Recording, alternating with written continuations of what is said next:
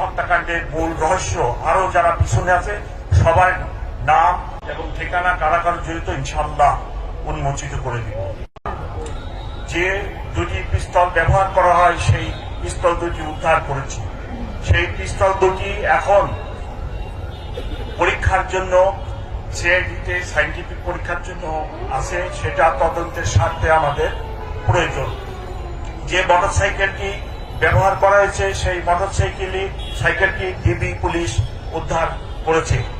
এছাড়া এই হত্যাকাণ্ডের পিছনে অনেক টাকা ব্যয় করা হয়, 218 কোটির সই করা চেকও আমরা উদ্ধার করেছি। এটি একটি রহস্যজনক হত্যাকাণ্ড এবং এর পিছনে অনেকের জড়িত থাকার কথা।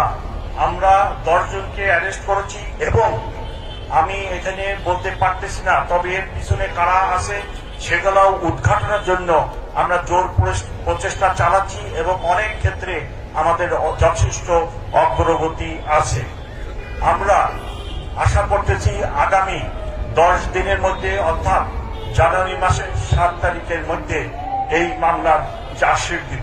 এই মামলা সংক্রান্তে আমার কাছে অদ্যাবধি যে তথ্য আছে আপনাদেরকে দিলাম, যতটুকু তদন্তের প্রকাশ করা যায় ততটুকুই বললাম।